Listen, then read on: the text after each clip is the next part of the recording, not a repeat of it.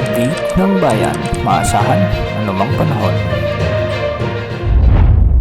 Magandang araw po sa ating lahat. Narito ang lagay ng panahon ngayong araw ng Miyerkules, April 3, 2024. Ngayong Miyerkules nga ay ang ridge ng high pressure area pa rin ang nakakaapekto sa eastern sections ng buong kapuluan ng Luzon. Dahil sa high pressure area na ito, mas makararamdam tayong ng malinsangan, mas tuyo at mas mababang tsansa ng pag-ulan. Ang high pressure area ay kabaliktaran ng low pressure area kung saan mas tuyo at walang dalang moisture ang hangin nito. Samantala patuloy na makakaapekto ang mainit na easterlies sa natitirang bahagi ng ating bansa. Ito naman ang magdadala ng mas maaraw, mas mainit o mas maalinsangang panahon sa mas maraming mga lugar at magdadala rin ng maulap at minsay may mga mahihinang pag-ambon sa ilang bahagi ng kapuluan lalo na sa Eastern Visayas at Eastern section ng Mindanao. Ngayong araw sa natitirang bahagi ng Luzon ay asahan ang malinis na kalangitan at maaliwalas na panahon at mababa naman ang tsansa ng mga pag-ulan hanggang hapon at dahil ito sa epekto ng HPA. Ngayong araw ay asahan naman ang maaraw at mainit na panahon sa malaking bahagi ng Metro Manila, Palawan at natitirang bahagi ng bansa, lalo na sa Visayas at Mindanao na mababa rin ang tsansa ng mga pag-ulan.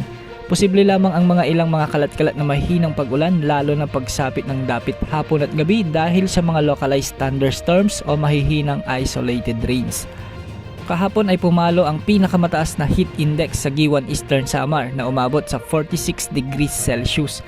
Nasa danger level na ito ayon sa pag-asa at posible nang maging sanhi ng dehydration, heat cramps at heat stroke.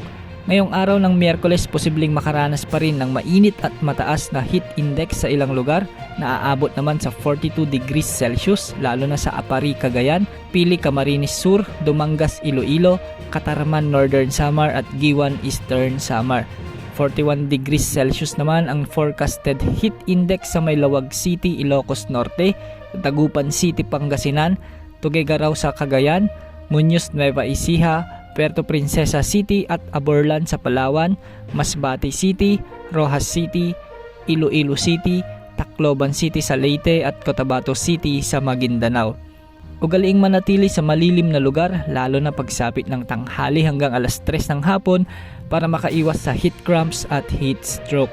Dahil rin sa mainit na panahon, maraming mga paaralan ang nagkansela ng pasok ngayong araw sa iba't ibang bahagi ng ating bansa at posibleng magpapatuloy pa ang pagtaas ng temperatura hanggang sa susunod na buwan ng Mayo.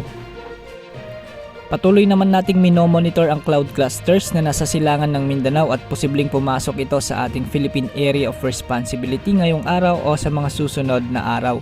Posible itong maging shallow low pressure area o magiging mahinang LPA habang papalapit sa southern portion ng Mindanao at inaasahang magbibigay ng mahina o kaya minsay malalakas na pag-ulan sa mga susunod na araw sa rehiyon kaya maging handa sa mga lugar na posibleng maapektuhan nito.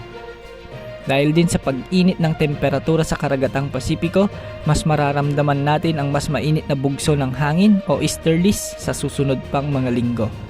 Yan po ang update sa lagay ng panahon ngayong hapon. Ito po ang weather update ng bayan, maasahan anumang panahon.